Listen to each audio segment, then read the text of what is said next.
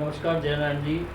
मैं जो प्रॉपर्टी विशेषज्ञ पहले जिनसे मैं सवाल पूछ चुका हूँ और उसी तरह से आपसे फिर एक सवाल पूछता हूँ कि जयपुर में अगर कोई प्रॉपर्टी परचेज़ करता है तो किस तरह की प्रॉपर्टी उसे परचेज़ करनी चाहिए, कृपया बताएं हमारे दर्शकों को। जी नमस्कार सर, बहुत बहुत धन्यवाद है आपने हमें इनवाइट किया। सबसे पहले मैं आपसे ये जानना चाहता हूँ कि आपको प्रॉपर्टी किस पर्पज़ से चाहिए, रेजिडेंस पर्पज़ से या इन्वेस्टमेंट पर्पज़ से सर?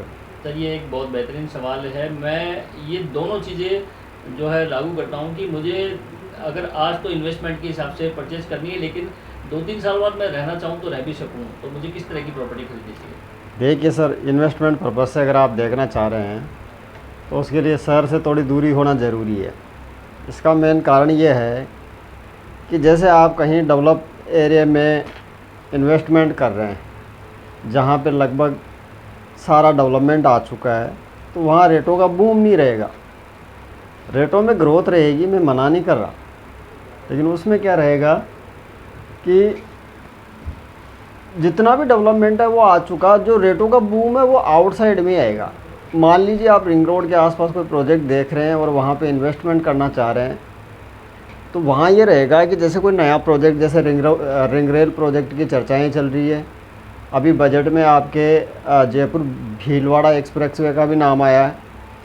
तो ये दो बड़े प्रोजेक्ट है, इनमें से अगर कोई भी प्रोजेक्ट धरातल पे उतरता है तो आपके द्वारा किया गया इन्वेस्ट लगभग 2 गुना और 3 गुने में कभी भी कन्वर्ट हो सकता है।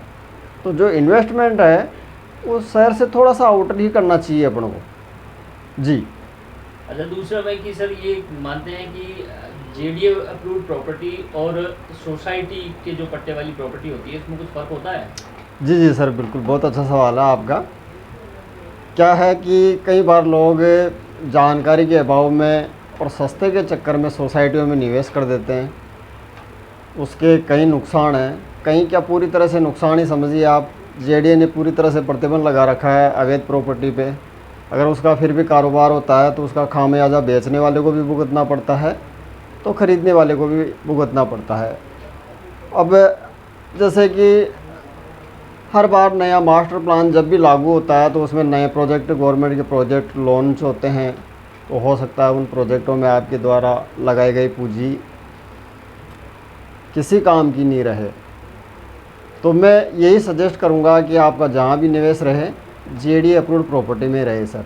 जी अच्छा सर, आपकी कंपनी कोटा में भी प्रोजेक्ट लेके आई है, तो कोटा में कैसा भविष्य मानते हैं? अगर जयपुर का व्यक्ति कोटा में इन्वेस्टमेंट करना चाहे तो क्या भविष्य मानते हैं आप उसका? जी सर, कोटा में मैंने अच्छी तरह से अवलोकन किया है, मैंने अच्छे तरह से देखा है। लगभग 8-10 महीने मैंने प्रॉपर वहाँ पे काम किया है। बहुत उभरता हुआ शहर है और बहुत ही शानदार और ज़बरदस्त डेवलपमेंट है। आर्थिक संभावनाएं भी काफ़ी अच्छी हुई है। पर्यटन स्थल की दृष्टि से भी कोटा भी अग्रणी शहरों में गिना जाने लगा है। इसमें जैसे आपके चंबल रिवर फ्रंट प्रोजेक्ट हो गया, आपके ऑक्सीजन पार्क हो गया आपके। इसके अलावा जो औद्योगिकरण है उसमें भी कोटा का अग्रणी है। तो मैं कहना चाहूँगा कि अभी जयपुर के मुकाबले वहाँ पे रेटें कम हैं, और अगर आप कम बजट पे भी निवेश करना चाहते हैं तो कोटा में आपका अच्छा निवेश हो सकता है। जी चलिए सर, धन्यवाद जयनारायण जी। जी धन्यवाद सर।